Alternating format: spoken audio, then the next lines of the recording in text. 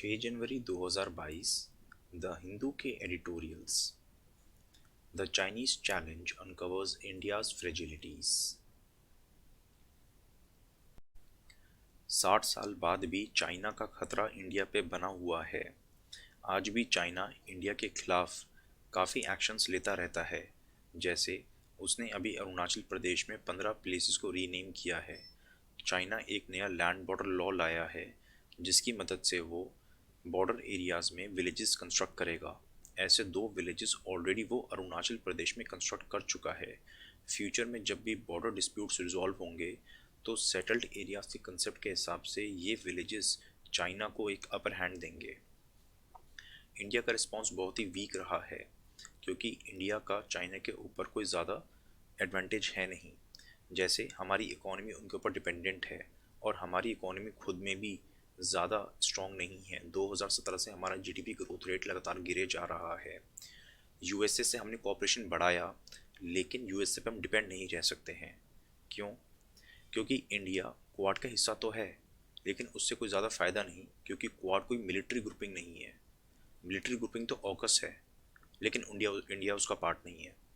और अब तो यूएस अफगानिस्तान में भी नहीं है, इसलिए यूएस पे हम डिपेंड नहीं हो सकते हैं चाइनीज़ थ्रेट को कम करने के लिए।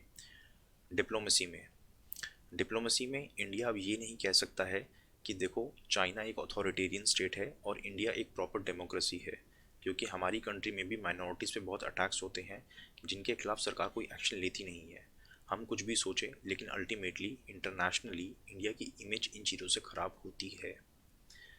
चाइना के चैलेंज की वजह से इंडिया की वीकनेस अब सबके सामने आ गई है एंड हो सकता है कि इंडिया का साउथ एशिया में भी दबदबा कम हो जाए। These islands of excellence must not be marooned।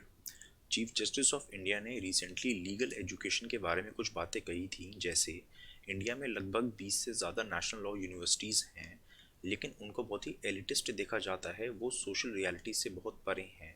उनके ग्रेजुएट्स ट्रायल कोर्ट्स में नहीं बल्कि हाई कोर्ट और सुप्रीम कोर्ट में प्रैक्टिस करना पसंद करते हैं। लीगल एजुकेशन का फोकस प्रैक्टिस होना चाहिए, ना कि just theoretical knowledge. National law universities को स्टेट गवर्नमेंट स्टैब्लिश करती हैं, फंड्स देती हैं और इसीलिए स्टेट गवर्नमेंट्स का उनके ऊपर बहुत ज़्यादा इन्फ्लुएंस रहता है। कहने के लिए वो नेशनल हैं लेकिन स्टेट गवर्नमेंट्स का इन्फ्लुएंस बहुत ज़्यादा है। जैसे स्टेट गवर्नमेंट्स इनको पुश करती है कि वो स्टेट के लोगों को रिजर्वेशन दें एंड पे स्केल भी स्टेट गवर्नमेंट ही डिसाइड करती है। फंड्स इनको स्टेट गवर्नमेंट से मिलते हैं बट अब स्टेट गवर्नमेंट्स काफ़ी फंड्स कम करे जा रही हैं। फैकल्टीज़ को ज़्यादा अट्रैक्ट कर नहीं पाते हैं क्योंकि क्वालिटी फैकल्टी को अच्छे पैसे चाहिए होते हैं बट इनके पे स्किल्स बहुत कम होते हैं। एंड इन यूनिवर्सिटीज़ का फोकस होता है कि अच्छी जगह उनके स्टूडेंट्स की प्लेसमेंट लग जाए। सजेशंस ये है कि नेशनल यूनिवर्सिटीज़ को सिर्फ टीचिंग पे ही फोकस नहीं करना चाहिए बल्कि रिसर्च पे भी फोकस करना चाहिए। एंड रिसर्च उनको करनी चाहिए सोशल इश्यूज़ के ऊपर। उन्हें आपस में कोलैबोरेशन करना चाहिए ताकि वो फैकल्टीज़ को शेयर कर सकें एंड उनको सिर्फ लॉ ही नहीं बल्कि बाकी डिसिप्लिन्स में भी डिग्रीज देनी चाहिए। इंडिया की लीगल लैंडस्केप को चेंज करने के लिए नेशनल लॉ यूनिवर्सिटी बहुत बड़ा रोल निभा सकती हैं बट उसके लिए उनको बहुत सुधरने की ज़रूरत है। Message from Mumbai. आजकल कुछ लोग बिना किसी डर के नफ़रत फैलाई जा रहे हैं क्योंकि उन्हें पॉलिटिशियंस और पुलिस का सपोर्ट होता है, लेकिन हमें उनको ऐसा करने नहीं देना चाहिए। सली डील्स केस में दिल्ली पुलिस ने कहा कि टेक्निकल और लीगल इश्यूज़ की वजह से वो एक्शन नहीं ले पाई। फिर सरकार ने भी कहा कि हमारे कानूनों में कुछ कमियां हैं जिनकी वजह से पुलिस ठीक से एक्शन नहीं ले पाती है जब कोई साइबर बुलिंग का केस होता है। सरकार उन लीगल गैप्स को आइडेंटिफाई कर रही है, उसके ऊपर काम किया जा रहा है। लेकिन इसका ये मतलब नहीं कि ऑनलाइन मॉब्स जो मर्जी करती रहें, उन पर कोई ना कोई रिस्ट्रिक्शन लगनी चाहिए। फॉर एग्जाम्पल मुंबई पुलिस ने बुलीबाई केस में 3 लोगों को इमीडिएटली अरेस्ट किया है। Memories of war and peace. 1971 war के 50 साल पूरे हो गए हैं। हमें याद रखना चाहिए कि किन सर्कमस्टांसिस में हमने वो जंग जीती थी। उस समय इंडिया कोई इकोनॉमिक या मिलिट्री सुपर पावर नहीं था, फिर भी हमने सिर्फ 13 दिनों में वो जंग जीत ली थी क्योंकि उस टाइम मिलिट्री और पॉलिटिकल लीडरशिप के बीच में काफ़ी अच्छा कोऑर्डिनेशन था। ऐसी हिस्टोरिकल अचीवमेंट्स के लिए क्रेडिट लेने के ऊपर पॉलिटिक्स नहीं होनी चाहिए क्योंकि पॉलिटिक्स करके हम अपनी नेशनल सिक्योरिटी को कमज़ोर करते हैं। नेशनलिज्म में कोई कंपटीशन नहीं होना चाहिए।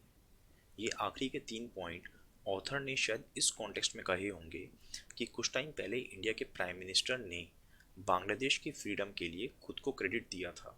उन्होंने कहा था कि बांग्लादेश की फ्रीडम के लिए मैंने सत्याग्रह किया था और इस चीज़ से नाराज़ होकर भारत सरकार ने उनको जेल में डाल दिया था। ऐसा कहते हुए कहीं ना कहीं उन्होंने उस समय की प्रधानमंत्री के रोल को नज़रअंदाज किया है।